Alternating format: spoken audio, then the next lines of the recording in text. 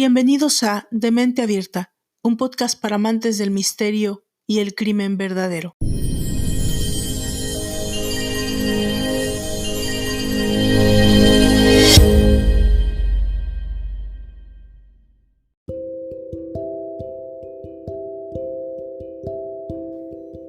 Entender a los asesinos. El motivo del por qué actúan de esa manera o en qué piensan siempre ha sido uno de los grandes enigmas de la criminología y los sociólogos. Nuestra confusión aumenta cuando los criminólogos aseguran que la mayoría no son enfermos, tienen capacidad de entender. Los expertos saben que 1 de cada 5 de estos criminales que acaban con la vida de otros son psicópatas, incapaces de empatizar con el dolor ajeno, menos de sentir arrepentimiento. Repiten rutinas o actúan por impulsos. ¿Será que han nacido para matar?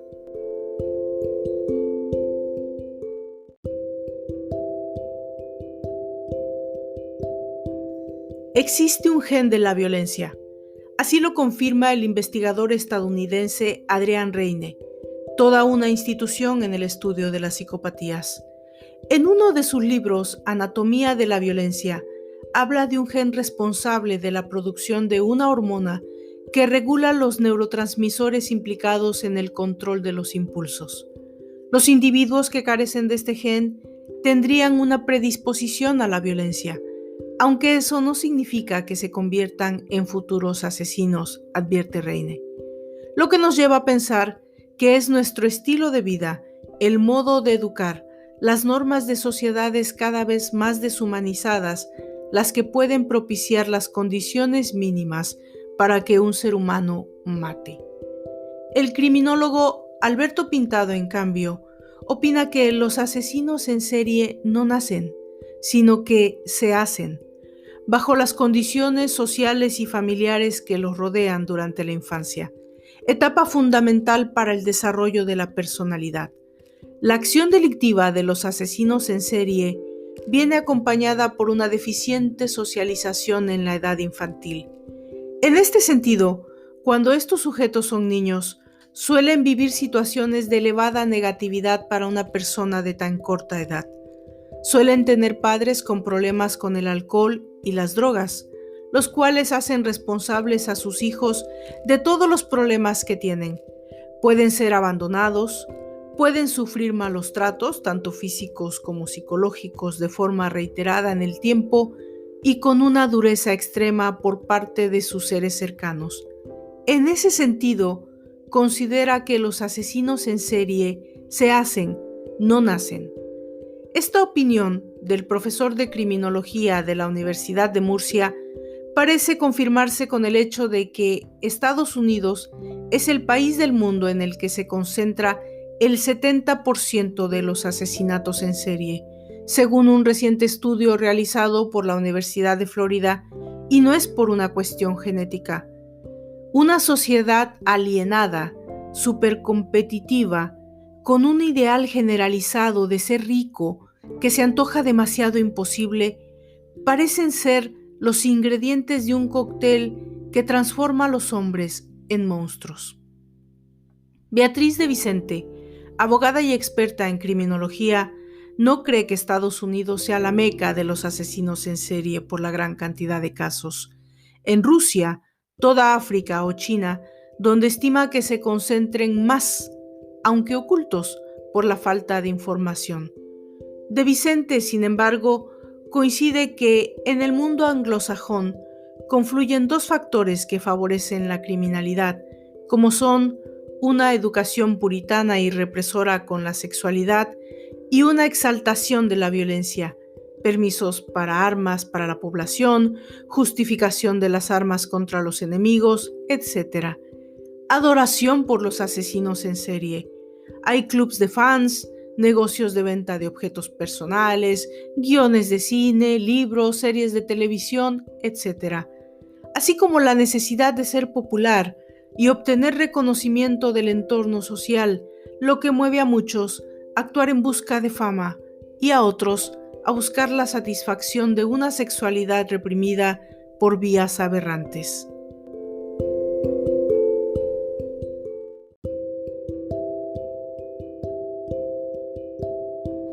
Si no tienen un origen genético, entonces los asesinos en serie son personas enfermas, son psicópatas. Para muchos estudiosos que definen varias tipologías, hay de todo. Los organizados, que manipulan y actúan con total conciencia de sus actos. Los desorganizados, con alguna enfermedad mental. Y los mixtos, que reúnen características de ambos. El asesino en serie del que hoy nos ocuparemos encaja en la perfección en una de estas o más acepciones. Se trata de un asesino cruel y enigmático, cuya personalidad inclusive confundió por muchos años a su infinidad de estudiosos. Albert DeSalvo, el estrangulador de Boston, era un personaje que encajaba perfectamente en la sociedad. Alguien tan carismático que incluso logró que una de sus víctimas se tomara té con él antes de ser asesinada, pero cuya lasciva y deformada psicopatía hacía que sus actos finalmente denigraran, deshumanizaran a sus víctimas, haciendo lucir a los cadáveres con formas sexualmente sugestivas y adornadas, después de haber sido asesinadas, muchas de ellas de manera brutal. Nadie hubiera podido imaginarle de la forma en que realmente era, y eso hizo que durante muchos años incluso se dudara de que la policía hubiera prendido al verdadero estrangulador, y hasta hoy día hay una seria discusión al respecto. Pero antes de continuar con esta historia tan interesante, déjenme darles la bienvenida al tercer capítulo de esta tercera temporada de Demente Abierta, un podcast para amantes del misterio y el crimen verdadero. Yo soy Valdra Torres y esto es Albert DeSalvo, el estrangulador de Boston. Comenzamos.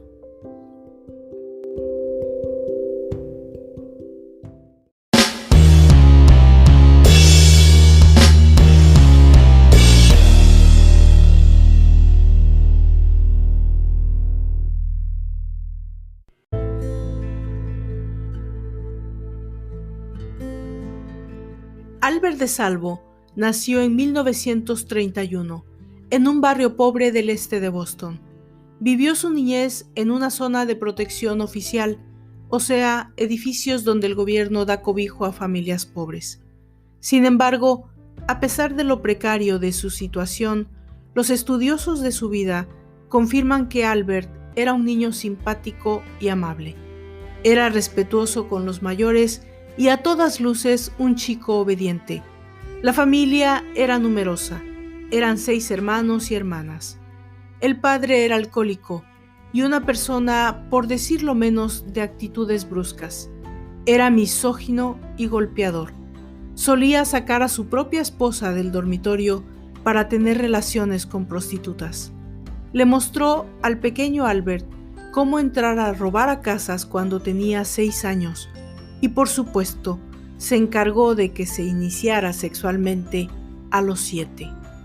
En una ocasión, este hombre le rompió los dedos de la mano a su madre uno a uno, delante de sus hijos. El ambiente familiar era uno lleno de violencia, de abuso emocional y físico en todo momento. Era pues de esperar que el niño y después joven Albert tuviera una mente afectada tal vez por esta historia.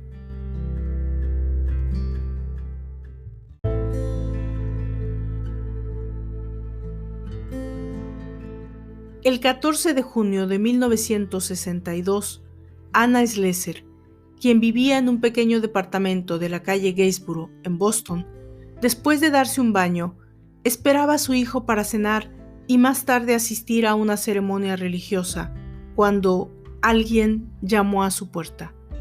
Una hora después, su hijo tuvo que llamar a la policía. Su madre estaba muerta.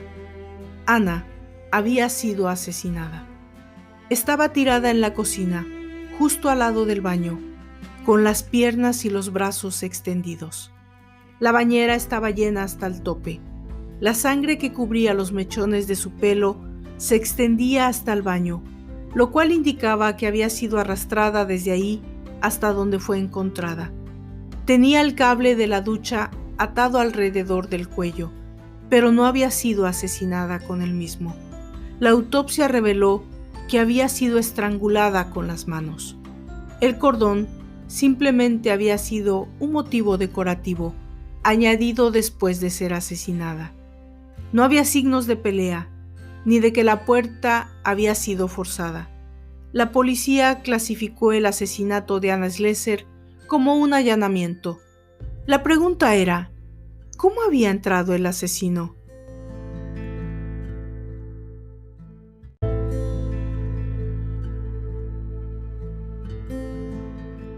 El 30 de junio, en la ciudad de Lynn, Massachusetts, 10 millas al norte de Boston, a aproximadamente las 8 de la mañana, algunos vecinos dicen que vieron a Ellen Blake, una enfermera de 65 años, sacudir una de sus alfombras en su ventana.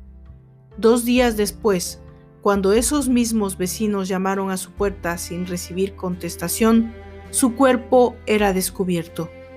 Había sido estrangulada, tenía un brasier y 2 medias de nylon amarradas alrededor de su cuello, como un moño.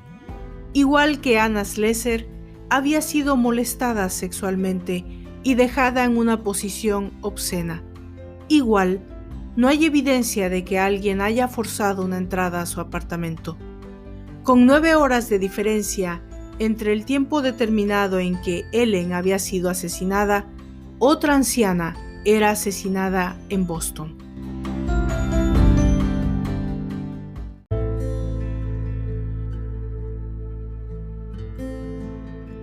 En el 1940 de la avenida Commonwealth, Nina Nichols, una fisioterapeuta retirada, había sido estrangulada, y de igual forma su cadáver decorado con 2 medias amarradas. Como la policía temía, la autopsia confirmó que había sido molestada con un objeto que fue encontrado cerca del cuerpo. Recordamos que eran los años 60. Había cuestiones, detalles de los crímenes, sobre todo sexuales, que no podían escribirse en los periódicos. Estos eran asesinatos evidentemente sexuales. Estas ancianas eran colocadas en posiciones sugestivas y humillantes. Eran realmente utilizadas como objeto sexual y finalmente estranguladas. Los medios comienzan a unir las piezas que la policía aún quería mantener en secreto. Un grupo de periodistas inicia una investigación de los crímenes en su propia forma para informar al público. Ellos creyeron que lo más que pudieran informar a la población, la mejor podrían cuidar y protegerse. Sin embargo, la policía todavía seguía negando que los asesinatos tuvieran una conexión.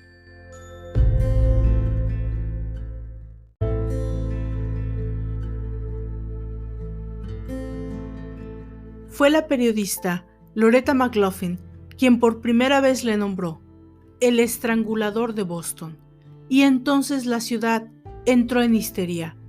Estos no eran asesinatos ocurridos en guetos, se trataba de crímenes ocurridos en lugares de gente blanca y educada.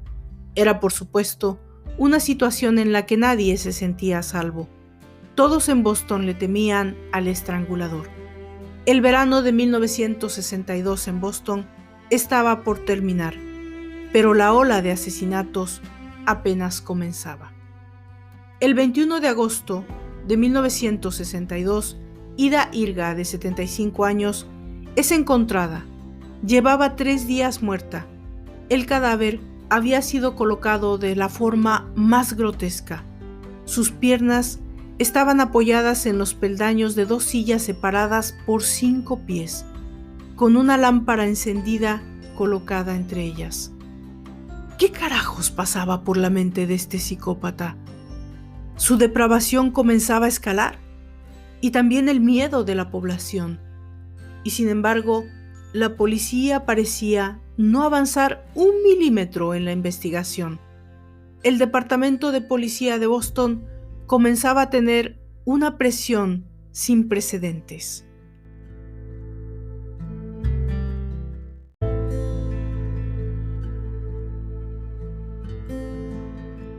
El 30 de agosto, el cuerpo de Jane Sullivan, de 67 años, es encontrado, arrodillada junto a la tina del baño, con la cabeza adentro.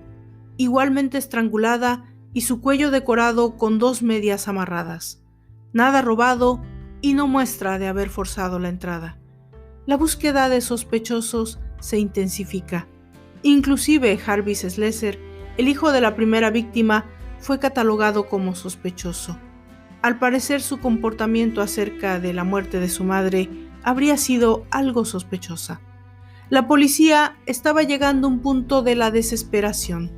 La lista incluía homosexuales y lesbianas, asiduos compradores de sexo, cualquiera que pareciera a ojos de la policía tener una desviación considerada sexual era sospechoso. En algún punto también investigaron a sacerdotes y monjas. Buscaban a alguien que odiara a su madre, a su abuela, alguien que tuviera odio por las mujeres. Y todavía un sector del departamento de policía seguía creyendo que se trataba de más de un asesino. 3 meses tuvieron que pasar hasta que el estrangulador volviera a atacar. Pero esta vez, todo tendría que ser diferente.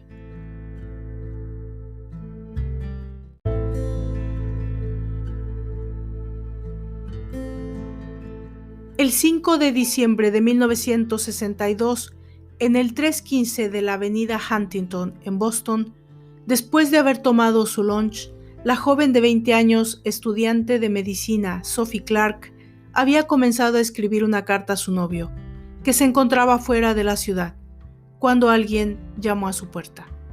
Para esa tarde, su cuerpo era descubierto como la 6ª víctima del estrangulador de Boston. Sophie había sido asaltada sexualmente.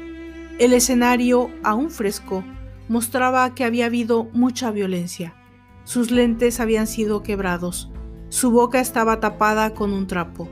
Tenía un pañuelo y cinturón de elástico cerrado en su cuello. Ella era la 6ª víctima y la primera joven y morena. Sophie vivía con 2 jóvenes más que no se encontraban en el departamento en este momento. Esto era un usual comportamiento del asesino. Algo más es diferente. Los investigadores localizan semen cerca de la víctima. La policía tiene ahora un problema más: definir si se trata del mismo estrangulador o de un imitador. ¿Es simplemente que el asesino serial está incrementando su apetito o generando el de alguien más? Pero algo más incrementa los cuestionamientos. En una ciudad donde el terror parece imperar, las mujeres siguen abriendo sus puertas, al parecer sin ningún problema, a alguien.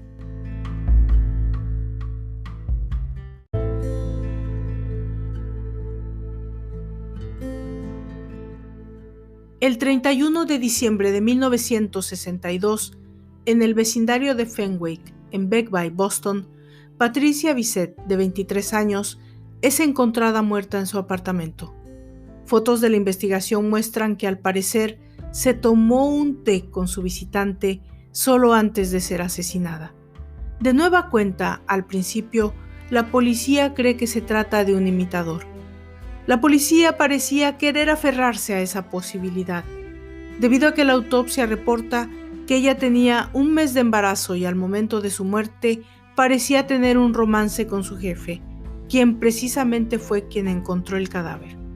Lo primero que hace dudar a la policía es que él mismo declara que cuando llegó al apartamento y entró a la habitación, dijo: «Dios mío, ha sido estrangulada». Pero era imposible que lo supiera a simple vista, porque ella había sido dejada recostada en la cama, con las sábanas cubriéndole hasta la barbilla, de tal forma que el sospechoso nunca hubiera sabido la circunstancia de su muerte, a menos que él mismo la hubiera asesinado. La policía le somete a varios detectores de mentiras, los cuales reprueba de forma repetida. A muchos les sorprendió cuando la policía tomó la decisión de no aplicar cargos. La policía de Boston, anteriormente conocida por resolver rápidamente los casos de asesinato, en ese momento se encontraba atrapada en un callejón sin salida. ¿Era que no estaban haciendo lo suficiente? ¿O era que el asesino era demasiado bueno y meticuloso para no dejar rastros? Nadie en realidad podría decirlo a ese punto. El jefe detective del Departamento de Homicidios de la Policía de Boston, John Donovan, tuvo varias veces que salir en defensa del accionar de su departamento, siempre tratando de justificar el hecho de que no hubiera una sola pista sólida, una esperanza de parar lo que estaba sucediendo en esa ciudad. Tomando como nueva estrategia, las autoridades requieren al médico Ames Robbie, director del Hospital Mental de Bridgewater, para identificar y evaluar potenciales sospechosos. El doctor Robbie estaba en mejor posición para entender las motivaciones, la psique del estrangulador, por lo que como psiquiatra forense podía estudiar estas motivaciones para hacer un perfil apropiado en ese caso.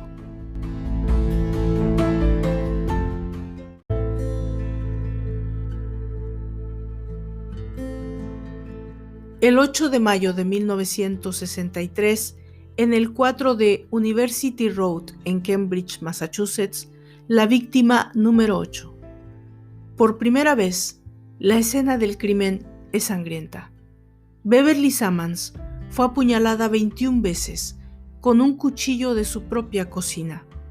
La cantante de ópera de 23 años sufrió 4 cortadas en la garganta y 17 más siguiendo la misma forma en su pecho izquierdo, pero su estilo signo prevalece: los adornos, las medias de nylon, la depravación. En septiembre 8 de 1963, en el 224 Lafayette Street, Salem, Massachusetts, Evan Lee Corbin no llega a una cita que tenía ese domingo. En cuestión de horas, los peores temores de sus amigos se vuelven realidad. Como todas las demás, es encontrada violada, estrangulada y en pose sexual sugestiva.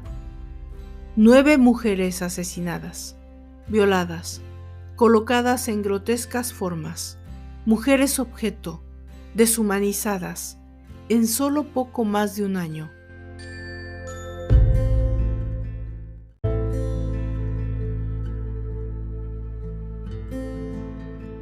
Cuando una sociedad es incapaz de proteger a sus mujeres, es una especie de desquebrajamiento, de ansiedad, de muchas cosas que pueden comenzar a desintegrar lo que se supone establecido, la seguridad integral.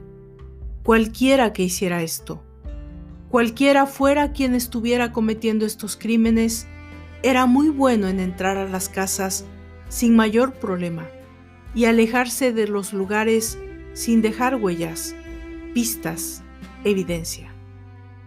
El 23 de noviembre de 1963, en el 54 Essex Street en Lawrence, Massachusetts, Joan Graft, una joven maestra de 23 años, es encontrada asesinada, sexualmente asaltada, de manera brutal.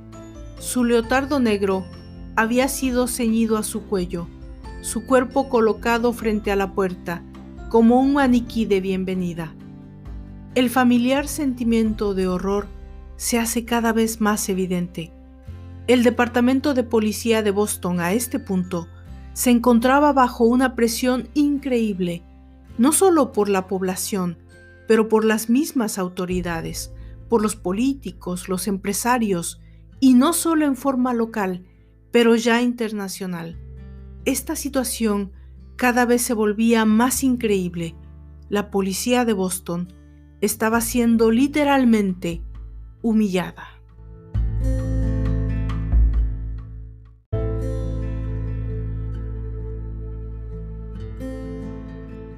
Mary Sullivan, de 19 años, fue asesinada el 4 de enero de 1964. Su cuerpo fue encontrado por sus otras 2 compañeras de apartamento, solo al finalizar un largo día de trabajo. Ellas trabajaban en una tienda departamental en Boston.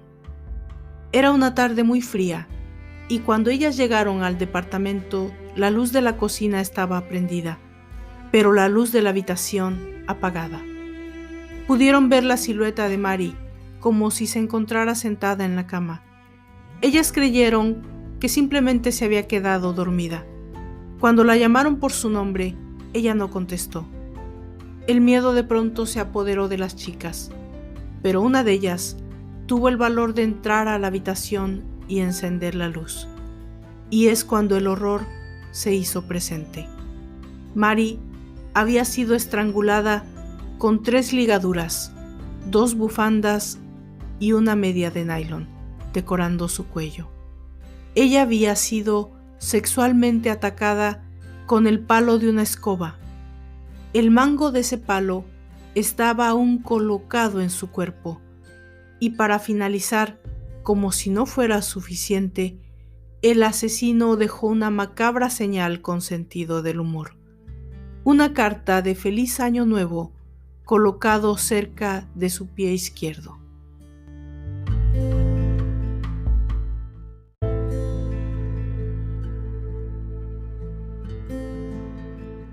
Lo que este loco psicópata había hecho a Mary Sullivan superaba cualquier imaginación, cualquier sentimiento de miedo, de terror. No hay palabras para describir. Primero, la edad de la chica, y también la forma terrible en la que había sido asesinada.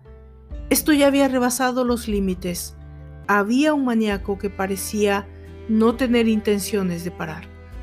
La foto de Mary Sullivan llenaba las portadas de periódicos y las noticias de radio y televisión. La sociedad bostoniana quería al asesino. Necesitaban urgentemente una señal que les permitiera seguir funcionando. Todo, no solo los asesinatos, habían subido de nivel. El gobierno federal tomó cartas en el asunto. El fiscal general de la nación, Ed Brooke, toma a mano la investigación. Para él, ya no solo es una cuestión sociopolítica, es algo de lo que dependía el futuro de muchos servidores públicos. Debido a que los asesinatos se habían cometido en varias jurisdicciones, se arma un equipo regional de investigación y se ofrece una recompensa de $10,000 por datos que lleven a un arresto en todos los homicidios. Patólogos, psiquiatras, incluso antropólogos son asignados al caso. Para liderar este equipo, el fiscal general elige a su asistente general, John Bottomley, un licenciado en administración egresado de Harvard. Para los detectives de policía, esto es un problema. Se trata de una persona carente de formación policíaca o detectivesca. John Bottomley jamás había conducido una investigación criminal. Se trataba de un abogado de real estate. Nunca había estado en una escena de crimen, nunca había interrogado a un sospechoso. ¿Qué era posible que este hombre pudiera aportar a la investigación? Y más aún, como líder de la misma. Innovación, procesamiento por computadoras, una red telefónica, una hotline para recibir mensajes, tips, posibles líneas de investigación. En cuestión de meses, 400 nuevos sospechosos estaban siendo cuestionados. Todos fueron descartados. Inmutable, John Bottomley exploraba otros aspectos menos ortodoxos.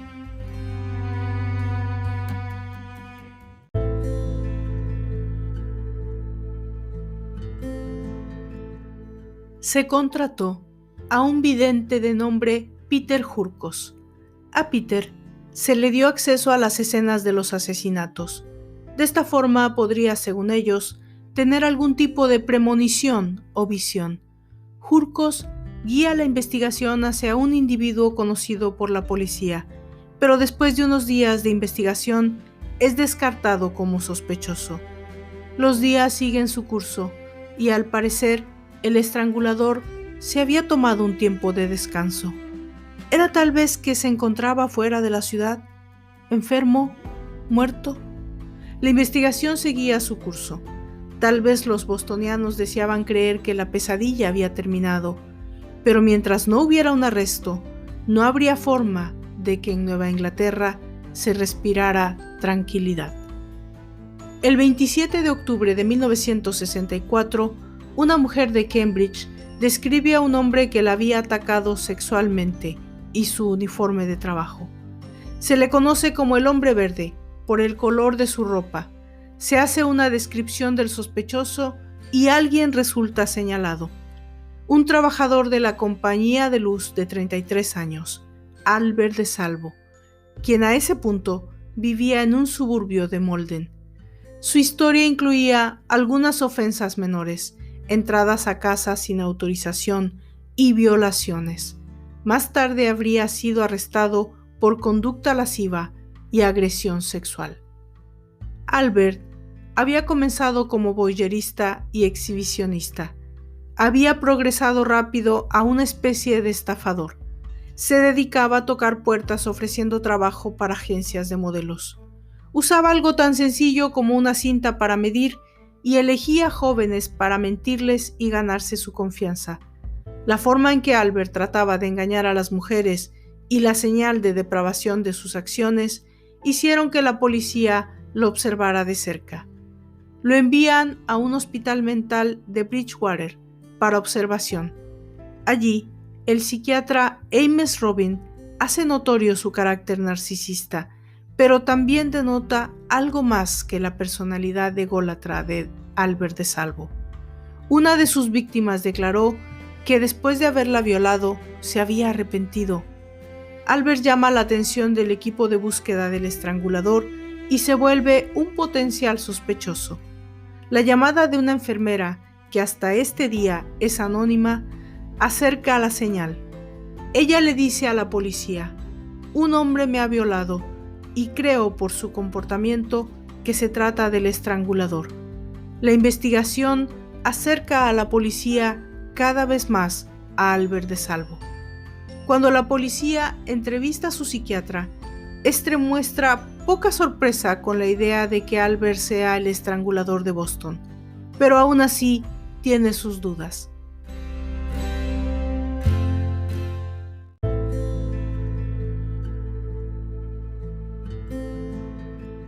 En el hospital de Bridgewater, Albert era compañero de cuarto del que hasta el momento era el candidato favorito de la policía para ser el estrangulador. Un personaje oscuro y peculiar de nombre George Nassar, un asesino convicto de la cárcel de Walpole. Supuestamente entabla con él una relación, digamos que cercana. En una declaración posterior de Nassar, DeSalvo le habría explicado lo fácil que era estrangular a una persona. Le pidió que lo hiciera con él mismo y casi lo asesina. Cuando ellos hablan de los estrangulamientos, la actitud de Albert llama la atención de Nassar.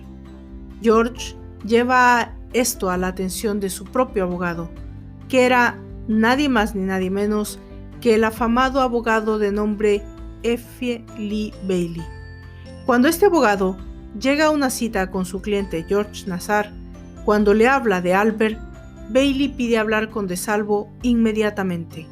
Lo que está a punto de suceder es algo que coloca el caso del estrangulador de Boston en el centro de la controversia por más de 50 años.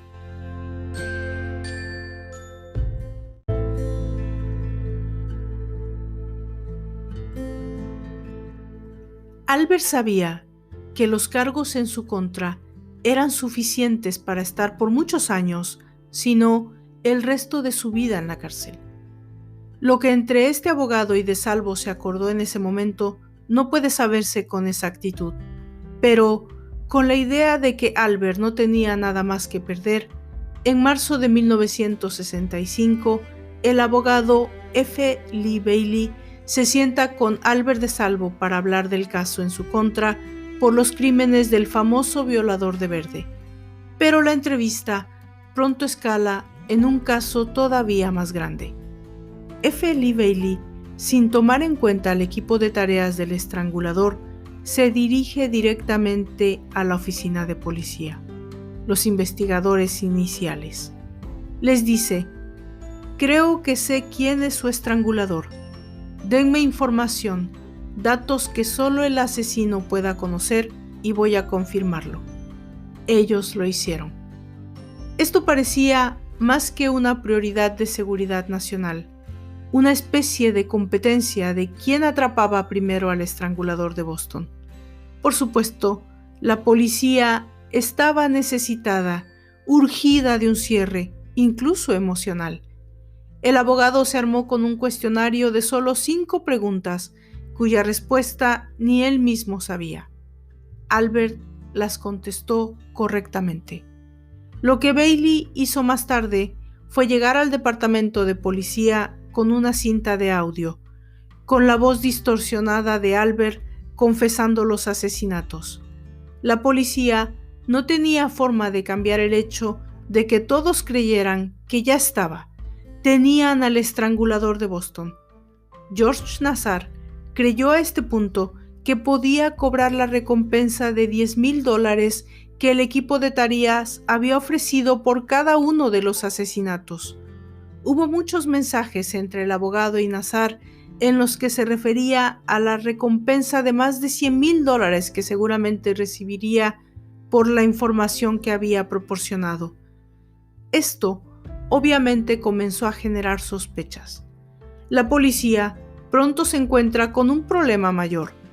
No hubieran podido poner cargos a DeSalvo. No podrían nunca probar que él era el estrangulador, por una sencilla y llana razón. No tenían evidencia, no tenían forma de hacerlo. El fiscal general Brooke hace su decisión. Él, junto con Bailey, llegan a un acuerdo. Albert confesaba todos los asesinatos. La policía verificaba la veracidad de esa confesión y si se determinaba que esa confesión era verdadera, jamás sería usada en su contra, nunca en una corte, a menos que DeSalvo diera su permiso. Albert DeSalvo confesó y el acuerdo funcionó, y los estrangulamientos pararon. En marzo de 1965, los periódicos de todo el país daban cuenta del nombre del estrangulador de Boston.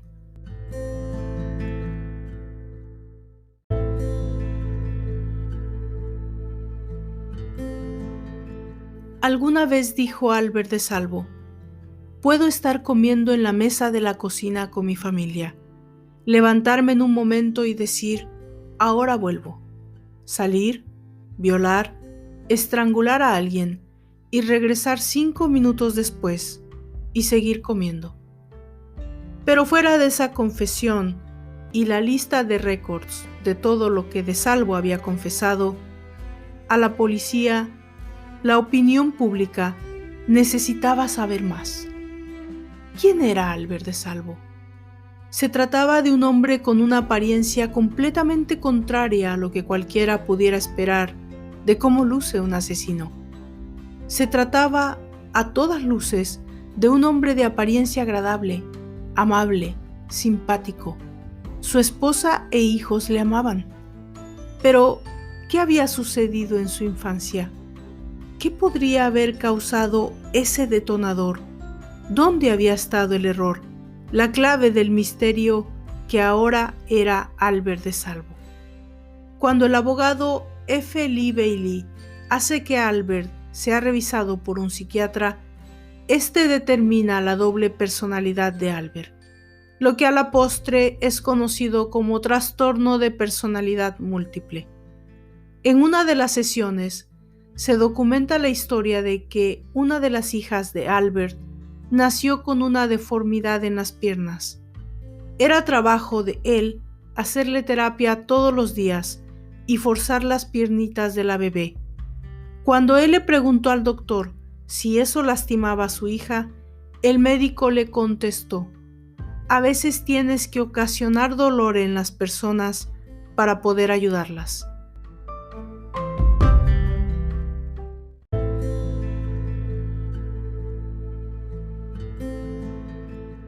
Pero fuera de todas esas conclusiones psicológicas, no existía a ese punto ninguna prueba forense, ninguna evidencia física que ligara a DeSalvo con los asesinatos.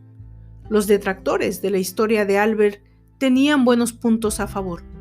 Muchos pensaban que los asesinatos a las chicas jóvenes fueron cometidos por uno o varios copycats, y que Albert era simplemente uno de ellos.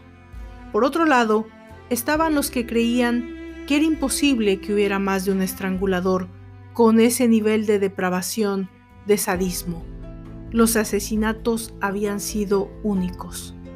Finalmente, en agosto de 1965, John Bottomley, el líder del equipo de investigación del estrangulador de Boston, se sienta a interrogar a Albert él mismo. Este interrogatorio fue grabado. Albert narró con detalle los 5 primeros asesinatos, casi con increíble precisión.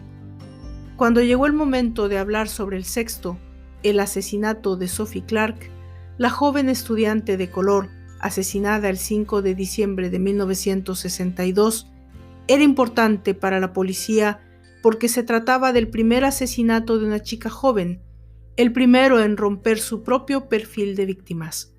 Sin embargo, Albert detalla con precisión la ropa, los artículos de la casa, la forma en que fue asesinada. En el lapso de 2 meses, Albert confiesa todos y cada uno de los asesinatos, los 11 cometidos por el estrangulador de Boston. Inclusive, nombra a 2 más, Mary Mullen, de 85 años, y Mary Brown. Para las fuerzas de tareas y el departamento de policía, las confesiones de Albert eran el final de 3 años de investigación policíaca. Pero, ¿cómo sería repartida la justicia?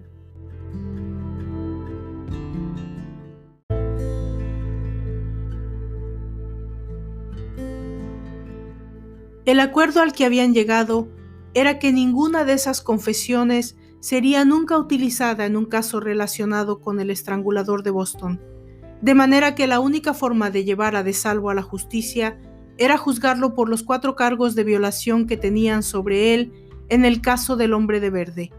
En octubre de 1966, en la Corte del Distrito de Cambridge, DeSalvo fue juzgado por el caso de las violaciones del hombre de verde. El abogado defensor alegó que estaba enfermo, que era un insano mental, y pidió que fuera internado en un hospital en lugar de ser enviado a la cárcel. Albert deseaba ser enviado a una institución mental, pero en lugar de eso fue condenado a prisión perpetua sin posibilidad de parol. Antes de ser designado a la cárcel donde pasaría el resto de su vida, Albert permaneció en el hospital mental de Bridgewater, de donde finalmente escapó el 24 de febrero de 1967. Días después, llamó a su abogado para entregarse de nueva cuenta. Es enviado directamente al reclusorio de Walpole, una prisión de máxima seguridad. Los medios de prensa, la televisión, el cine, se encargaron entonces del legado, del mito, de la historia verdadera o no, transgiversada o real, pero al final capitalizaron en todo momento el nombre del primer asesino en serie de la era moderna de los Estados Unidos. Pero Albert no tuvo las ganancias por las que tal vez había confesado. El 25 de noviembre de 1973, 8 años después de las confesiones hechas a su psiquiatra y a su abogado, Albert hace 2 llamadas desde la prisión de Walpole. La primera es a su hermano, Richard DeSalvo. La segunda, al médico psiquiatra M.S. Robbie, con quien hace una cita para el siguiente día. Pero esa misma noche, Albert DeSalvo es asesinado en su propia celda. Según el médico psiquiatra, lo último que Albert le dijo es que deseaba verlo para confesarle cómo y por qué había confesado que él era el estrangulador de Boston.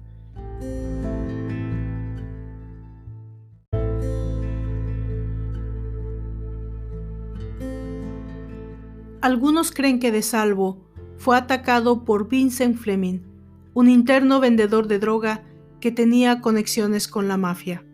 Albert fue apuñalado en varias ocasiones, pero no tenía señales de haberse defendido. Años después, el cuerpo de Albert sería exhumado y los exámenes toxicológicos demostraron que había sido drogado con Valium. Albert DeSalvo murió, pero el misterio permanecería por décadas. Muchos estudios e investigaciones independientes, libros, documentales infinidad de documentos que proponen teorías respecto a las circunstancias oscuras que rodearon las declaraciones de Albert, y una de ellas ocasionó que en el 2013 el cuerpo de Albert de Salvo fuera exhumado para hacer estudios de ADN relacionados con los asesinatos de Mary Sullivan.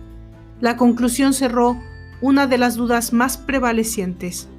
Albert de Salvo violó y asesinó con seguridad a Mary Sullivan. De esta manera llegamos al final de la historia. Ustedes tienen al final la última conclusión. ¿Qué opinan? ¿Albert de Salvo fue el estrangulador de Boston o fue simplemente un imitador, un copycat, alguien más de muchos? Yo soy Valdra Torres y me despido de ustedes. Nos encontramos en la cuarta entrega de nuestra tercera temporada de Demente Abierta, un podcast para amantes del misterio y del crimen verdadero. Hasta entonces.